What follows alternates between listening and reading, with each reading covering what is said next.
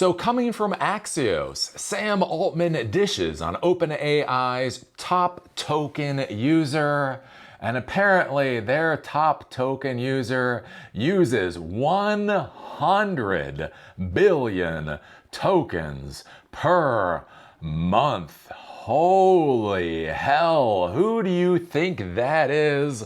What the hell do you think they are doing with all of those tokens? That is a very interesting question. So I will be curious to see what comes out when OpenAI goes for their IPO and they have to put in their S1 SEC filings, and we get to understand a little bit more about how their business works. I'll admit it right here. Maybe there is something more to their business than I understand. What? I might not be perfect? I might not be. I mean, I'm probably right. To be clear here, I am probably right on this whole disaster, but I will say I might be wrong. Remember back in the day, has anybody followed me long enough to remember when the Fire phone was coming out? Amazon was coming out with their own smartphone called the Fire phone. And I was like, wow, they are positioned in the right place in the market to take a massive chunk from Google's duopoly on the smartphone world. And yeah, it was dead within like 3 months. So here's the thing. Let me be crystal clear when I put out some proclamations. I'm just a geek in my basement reading the information that you can get a hold of. And after 30 years in the business, I am saying what my bets would be. But who knows? Maybe there is something going on. We will see the S1 filings and we will just be amazed. I think it's going to look a lot like WeWork's S1 filings. But look, I'll admit, maybe I'm wrong. And I think this is kind of an interesting thing. Because that's one of the big questions with AI is it's just, who is using AI and how much of these systems is actually being consumed. Because that's one of my big concerns here, right? I'm not anti-AI. I'm not even anti-OpenAI, to be honest with you. It's just the valuation. I'm anti-OpenAI being valued at $1 trillion. That's the issue. If you told me OpenAI was valued at $50 billion, honestly, I'd still think it was a wee bit high. But, be like, oh, okay, I can get my mind around that. The problem, again, with this technology and these businesses and all that, is there's a business around it. And investors want to buy low, sell high. So when they buy at $1 trillion valuation, they want to see OpenAI go to $2 trillion and $5 trillion and $10 trillion, right? They want to buy in when OpenAI is worth $1 trillion and get the returns that the NVIDIA investors have gotten when they invested 5 years ago, and NVIDIA is up by like 1,000%. And that's the problem. When you see the cost of tokens plummeting, when you see the use cases for AI just not being borne out, we're going to talk about in another video, is where Uber companies are literally cutting their AI spends because they are not seeing value there. That's why I look at something like $1 trillion valuation, and it's like that's probably not a good idea. But who knows? Maybe the government, maybe there's so many people out there that want to burn 100 billion tokens per month, because that's the whole thing, right? If you look at the models, so they've got a whole bunch of different models, and there's input tokens and output tokens and reasoning tokens, all this shit going on. Anyways, I don't know. It's somewhere between with OpenAI, it's like 40 cents to like $1. It's like 40 cents to $5 per million tokens. So when you talk about a million tokens is the entire Lord of the Rings trilogy plus a couple of books. So that's what we're talking about with 1 million tokens. And so again, that's where you gotta sell a lot. You gotta sell a lot of tokens. So who knows? Maybe there are companies out there willing to burn hundreds of billions of tokens. And so kind of like how I get paid, right? People ask, Eli, how do you make money on YouTube? Well, it's like, when somebody watches a video, they see an ad, and I get a fraction of a cent for every view. You scale up a fraction of a cent to thousands, tens of thousands, hundreds of thousands of views, that turns into an actual paycheck. So maybe, right? That's the thing. 40 cents, per million tokens. That might not be much, but maybe if you scale that to 100 billion tokens per month, maybe that comes to a revenue stream that, I don't know, makes half an ounce of sense. So OpenAI CEO Sam Altman said the company's top token user is going through 100 billion tokens per month. As people inside and out of AI labs are spending more and more on tokens, Altman acknowledges that cost concerns have become a huge issue. And this has been a big issue ever since the reasoning models came out. That's one of the things, like with token consumption, you have to be careful about. So how it was back in the old days with ChatGPT 3.5 Turbo, right? When you looked at token usage, you had the input tokens and the output tokens. 1,000 tokens equals approximately 750 words. So whatever, right? So you put in your query, which is however long it is, your context window, and then it spits out a result. You add up the tokens for the context window, you add up the tokens for the result, that gives you token utilization. Well, here's the thing. Then they came out with reasoning models. And so reasoning models are better. And one of the reasons reasoning models are better is basically when you put in your context window, the model itself or the system itself will go in and it will kind of like try to figure out what the hell you're actually asking. And so the interesting thing is when it's figuring that out, it's burning tokens, right? And then when it tries to come up to an output, it's also figuring out if the output is what it thinks you actually want from what is in your context window. And all of that reasoning starts burning up tokens. So whereas before, you might have had 500 tokens for your query and 1,000 tokens on the output, right? Input 500 tokens, output 1,000 tokens, fine.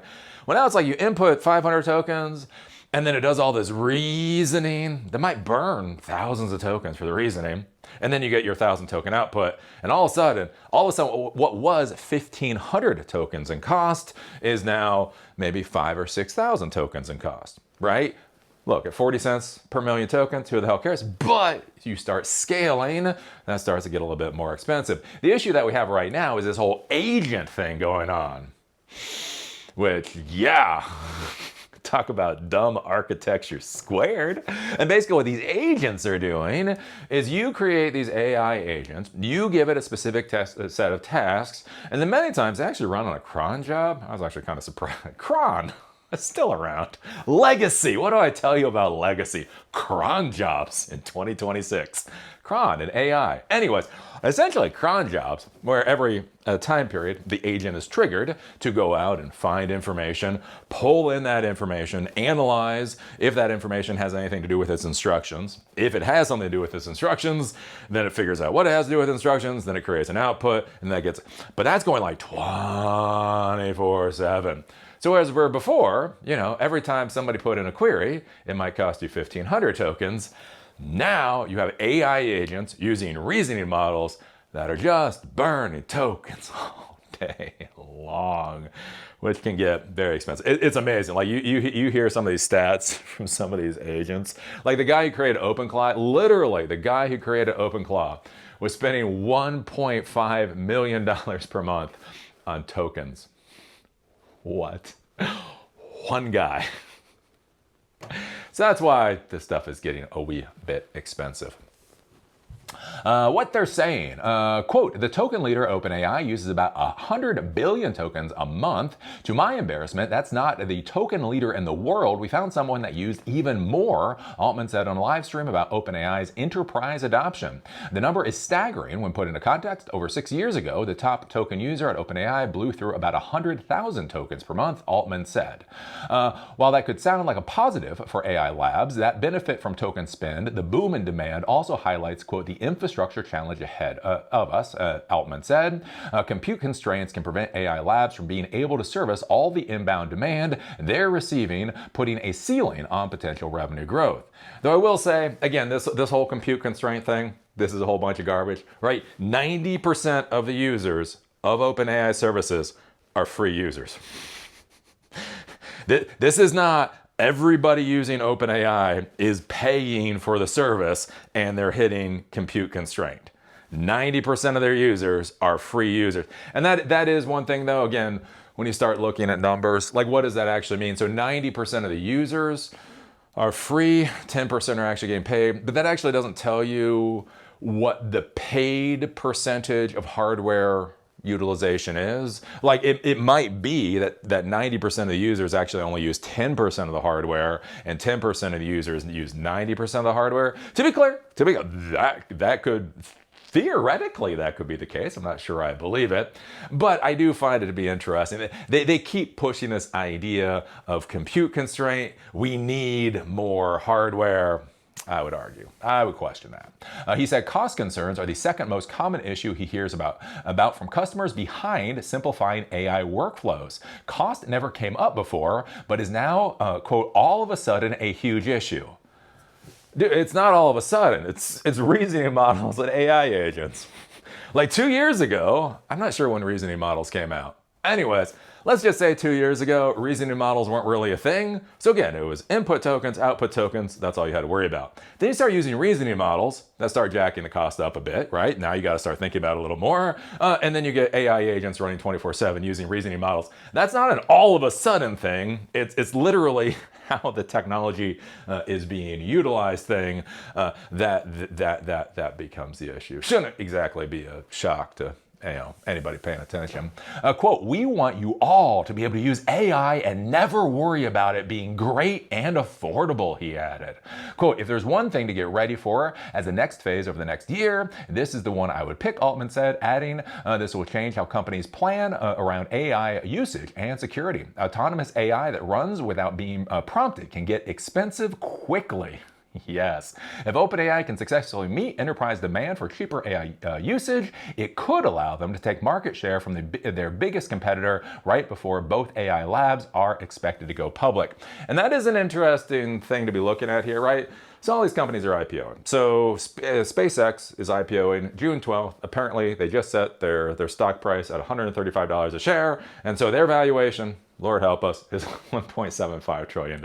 They have now put $1.75 trillion in stone for the SpaceX valuation. Right? Anthropic, they just filed to IPO. Who knows when that is actually going to happen? OpenAI still hasn't filed to IPO. One of my big arguments, though, with OpenAI is at this point it's an also-ran. Like, you think about it for a second, right? You look at Google. You understand the products that Google is putting out, and you understand that they already have revenue and profit coming in. You look at Anthropic, right? Anthropic is highly focused on coding. You know what you're buying from Anthropic. When you look at OpenAI, they don't really have a brand. They have a brand name. They have a brand name. They don't really have a brand. Like, what is OpenAI actually for? And I think one of the dangerous things here is if you listen to Dario, God bless Dario. Apparently, he's the only motherfucker that actually opened up a business book once in his life. He talks about cost of resources. He talks about resource utilization and all that kind of thing. And he talks about the fact that he's trying to find the biggest revenue and profit drivers for AI tools. Not simply trying to sell AI to everybody at any price point. Like, he's looking at it and trying to figure what can we actually sell with AI that's going to make us profit. So one of the curious things here with Sam Altman, right? Sam Altman is all about bigger is better, right? I read that whole book with OpenAI. And it is, like, they believe in their heart of hearts, they believe more hardware, more data equals more AI. I disagree with that concept, but that's what they're going for, right? And so one of the concerns here with Sam Altman, if he's under the more is better mentality, one of the things he might do is, since all these other companies are IPOing first, he might go in to try to get market share. Like, again, trying to maybe drop the price on their services or do something else in order to grab market share. But one of the concerning things is what if he grabs crap market share? It's like, look, we won the ghetto. It's like, yeah, oh, yeah, great. Yay. Right, you have Anthropic over here, and Anthropic only has, 5% of the population of this particular city. And Sam Altman has 50% of the population of the city. Obviously, Sam Altman's winning. And it's like, well, yeah, no, but Dario got all the rich bastards. Dario found the 5% of the population that can actually pay a crap ton of money for his product. And, OpenAI went for everybody who is counting out their pennies to pay for tokens. Which one of these is a better business model, right? You think about this with Android versus iPhone, right? Android has a much larger market share than iPhone does. iPhone makes so fucking much more money, though, right? That's just how business operates. So I'll be curious to see as Sam Altman more fully understands that OpenAI is the also ran in this game at this particular point in time, that there does not seem to be any brand strategy for what you buy when you buy OpenAI. If you're gonna buy, like, what are you buying with ChatGPT, with all of that? I'll be curious to see where they push forward. So anyways, what do you think about this? What do you think about OpenAI's biggest user buying 100 billion tokens in a month? Do you think this will continue? Again, we talk about that with things like training processes and all that kind of stuff, right? The highest utilization many times is the implementation phase. And then once you're done with the implementation phase, like the actual load may drop a lot. Do you think this might just be an implementation phase for a company? I don't know. Do you still think OpenAI is actually a front runner? Put your thoughts down below. If you like these episodes, they are on Spotify and on Apple Podcasts. Link is in the doobly-doo. If you want to follow me on LinkedIn, there's a link down there too. With that, see y'all later.